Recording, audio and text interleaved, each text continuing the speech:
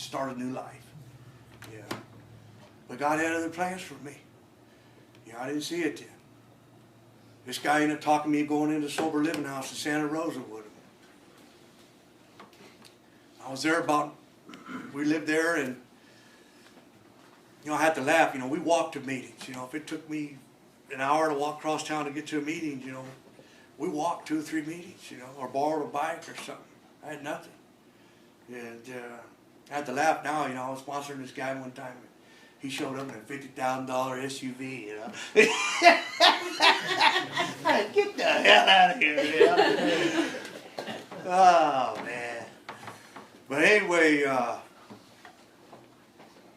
so about 90 days into it, I get a call from my union, and they said, you ain't going to believe this, but you got your job back. We beat it. It was just like the 4th time. Yeah. And I was so scared to come back to work here in Merced. I can't stay sober in Merced. There's no way. I'm not drinking, and miserable, very depressed. I lived in this halfway house, and I was probably the only alcoholic. The rest of them had other problems. And I'd always sit in my doggone room, in my bed, depressed, and they'd be cleaning the house. But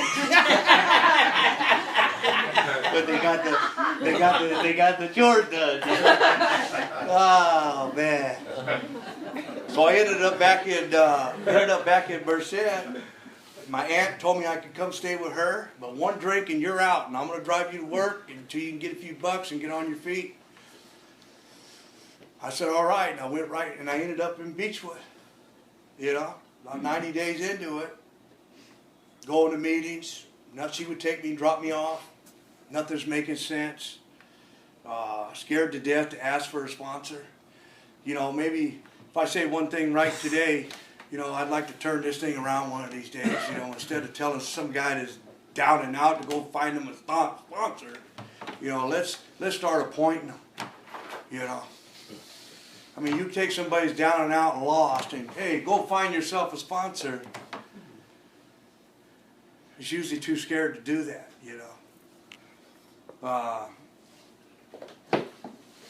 And I had some phone numbers, and I would call guys, but nothing was getting to me, You reading your book? Yeah, I'm reading my book. You got a 12 and 12? No. Well, that's your problem. You got to get a 12 and 12. What kind of message is that? That's the thing about it. It says something about carrying a message in our program. Right?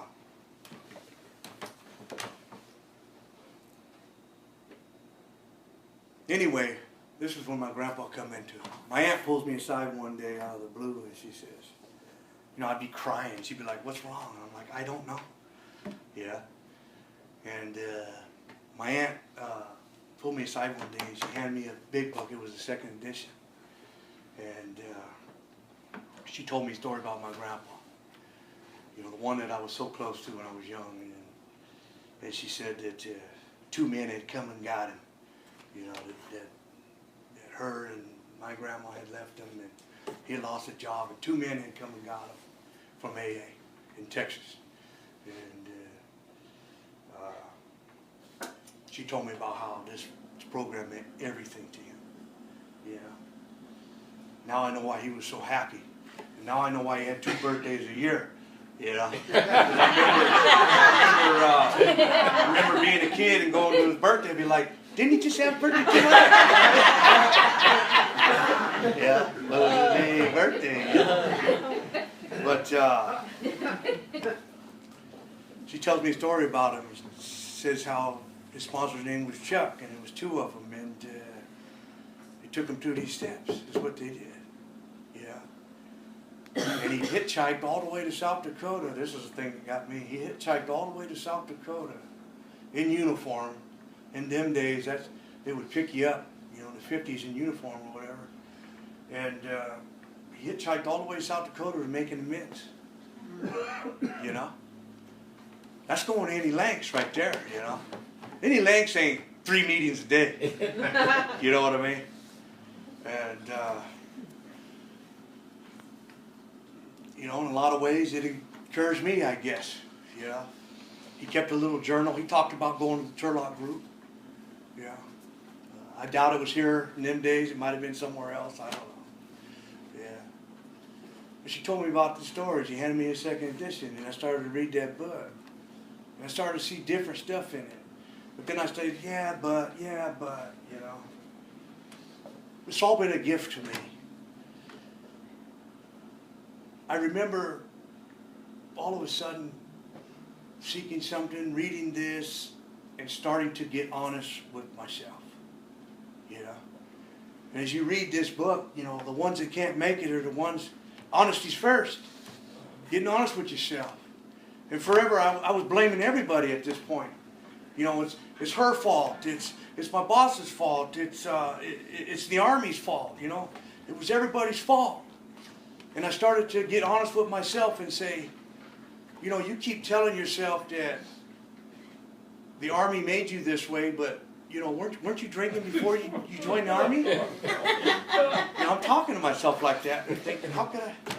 You know, and then you keep saying if your old lady would just come back, you know, and let you see the kids, that you'd be able to quit, but you had them before and you couldn't several times, you know. Things started to change for me right then and there, just by getting honest with myself. And I'll never forget it. I was just sitting in a meeting in Beechwood, resenting like crazy and depressed. Yeah. And like I said, something happens when another alcoholic talks. Yeah. And this guy talked about not having a choice. Yeah. Talked about some feelings of wanting to drink even when he didn't want to drink. Yeah. And I said, that's me. Yeah. I'm forever grateful for that guy. Yeah. And that got me back into the book, and I started with the cover. And I started with the doctor's opinion. And I hit that point where it says types and, you know, never make a decision. And I'm thinking, yeah, I am so indecisive. And there's a type, the whole chapter could be written, and yeah, that's me too. But I got to that point where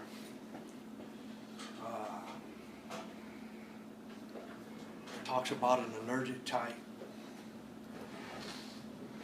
That right before an engagement is supposed to be met, this guy takes a drink. He misses the engagement because he's no longer drinking. He's not drinking to escape.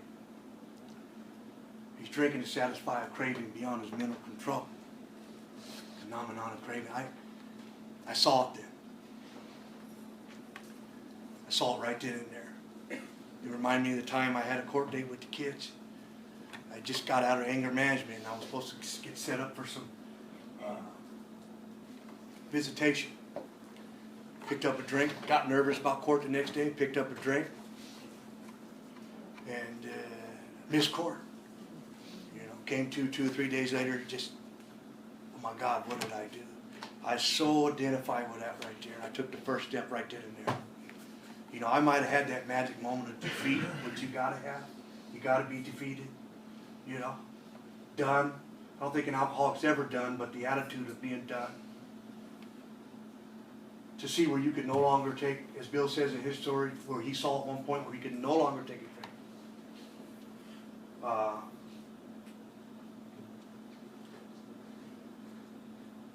So I had that moment of defeat, which has to happen.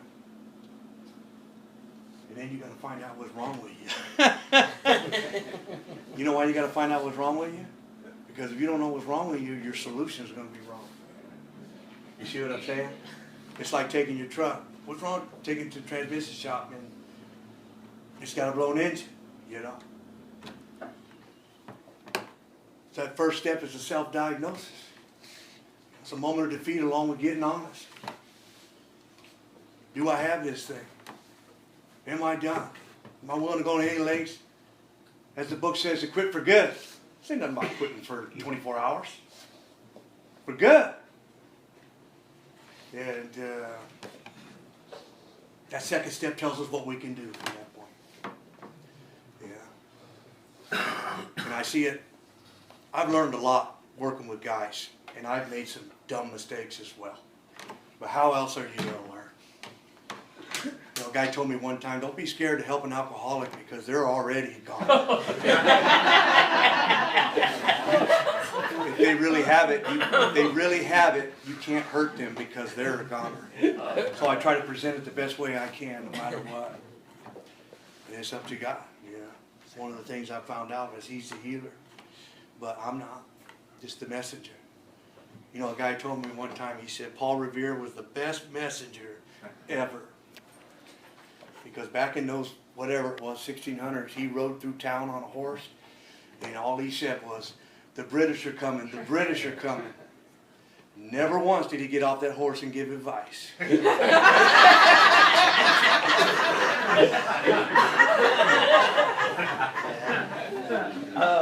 But I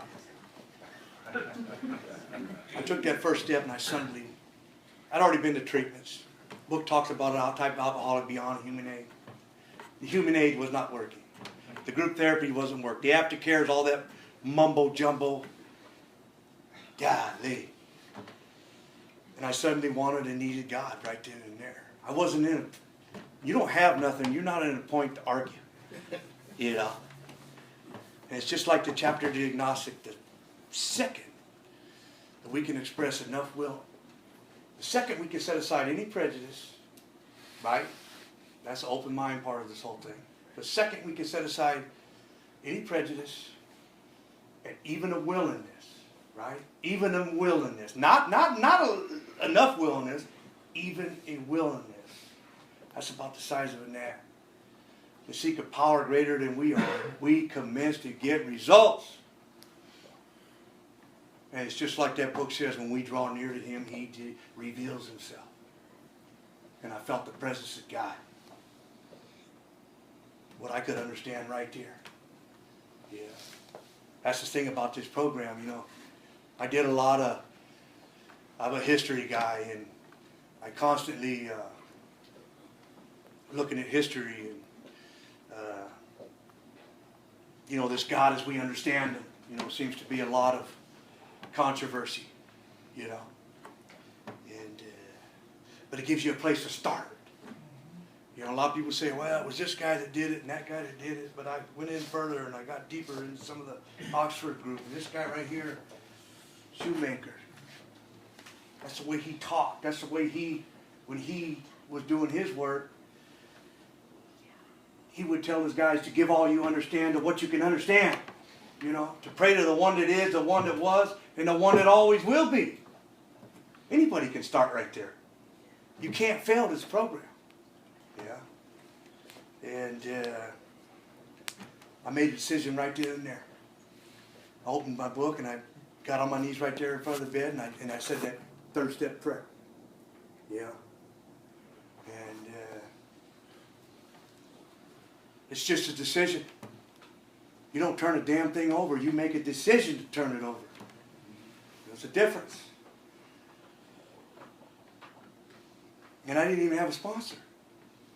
I was too scared to get one. You know? And I turned the next page and wrote that inventory out right then and there. This all happened in a matter of hours, man. You know, 40 years of destruction, or 25 years of destruction, and my life starting to go another direction. As our book says, when we take this position, we are reborn. Acceptance. I accepted the whole thing right then and there. I wrote that inventory out. A lot of those resentments just automatically disappeared. And you want to know why? Because for the first time I saw how sick I was. And who the hell was I to tell my mom, you know, why did she do this to me? You know what I mean? Oh, man. It was a good feeling. So I wrote out my inventory, and then the guy had given me his number. God bless him. Mark, he's not here tonight.